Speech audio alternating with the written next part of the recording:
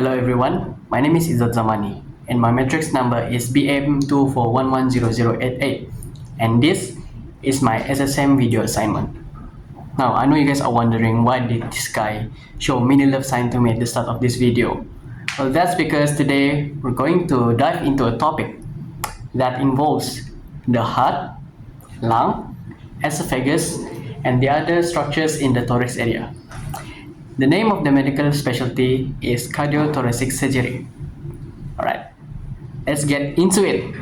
Now, what is Cardiothoracic Surgery?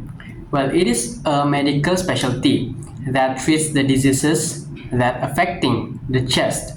It includes the heart, lungs, and esophagus.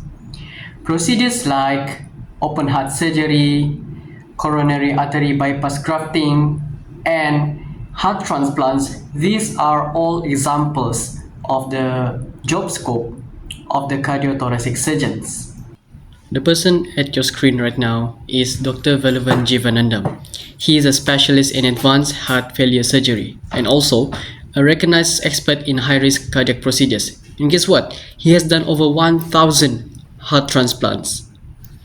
And not only that, in the year 2000, he became the first surgeon worldwide to implant the CardioVAD, a heart assist device that enhances the cardiac function for patients with advanced heart failure.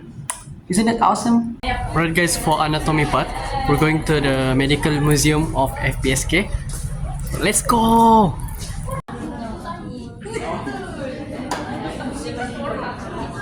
Okay, now the thing that I'm holding right here is the replica of our heart.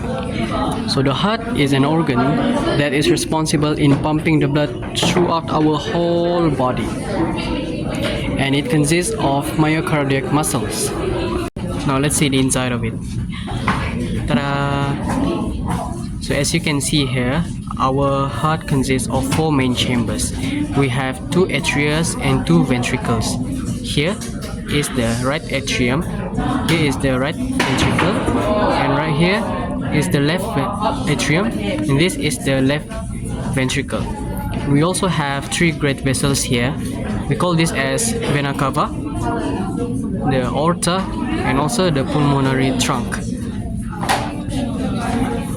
Actually, our heart is covered by a protective layer we call as pericardium. So pericardium consists of 2 layers. The first and the outermost layer of the pericardium is the fibrous pericardium, and the inner part is the serous pericardium. Now we move on with lungs. Actually, behind this artery and vein here, there is a structure we call as trachea. So the trachea will divide into 2 branches, which is the right branch and the left branch. And from here we call it as bronchi. And this bronchi will branch out to become smaller tract we call as bronchioles. At the end of these bronchioles, there is an air sac structure that we call as alveolus. Here, the white part is the alveolus. Our lungs, we have lobes. Alright, the right lung has 3 lobes, the left lung has 2 lobes. The upper part of the right lung here we call as right upper lobe. The middle part is right middle lobe, and the lower part lobe here we call as right lower lobe. Okay, for the left part, there are only 2 lobes, and the upper part here we call as left upper lobe, and here is left lower lobe. Now let's look at the skeletal framework of the thoracic part of our body. So the bones in our chest area consist of thoracic vertebra, ribs, costal cartilages, and sternum. Okay, our rib cage has a total of 12 pairs of ribs. The first and until the 7th rib, we call it as true ribs as it connects directly to the sternum. While at to 10 ribs, we call it as false ribs. Okay, and there we have another 2 ribs here which are not connected to the sternum, and we call those as Floating ribs. Now I'm going to explain to you one of the biochemical processes that occur in our lung. Pulmonary gases exchange. Alright? It occurs in the alveoli of the lungs, where oxygen and carbon dioxide are exchanged between air and blood. During oxygen uptake, oxygen from inhaled air diffuses across the alveolar membrane into the capillaries due to a partial pressure gradient.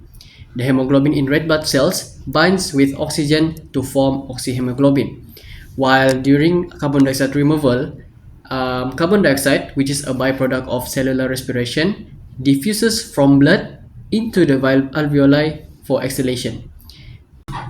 There are many diseases that can occur within our chest area. One of them is atherosclerosis. Atherosclerosis is a buildup of plaques made of cholesterol, fats, calcium, and other substances in the artery walls, and this could happen in the coronary artery walls.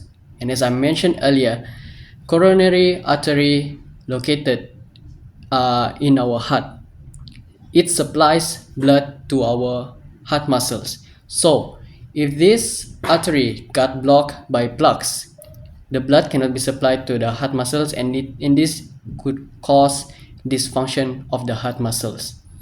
The symptoms of atherosclerosis is heart attack, angina, shortness of breath, fatigue, and palpitations. The causes of atherosclerosis could be high blood cholesterol, hypertension, smoking, diabetes, obesity, a sedentary lifestyle, or family history. So how can this atherosclerosis be treated? So let's say a coronary artery of a person's heart got blocked. One of the procedures that the cardiothoracic surgeons will do is coronary artery bypass grafting, where they will create a bypass connecting the blocked artery to a working artery which are not blocked, so that blood can be supplied to that area. And that is one of the treatment. Lastly from me, I would like to advise you all to take a good care of your heart, because diseases is one of the main killers in our era today. So be healthy, take care, and thank you guys for watching this video. I hope you guys enjoy it.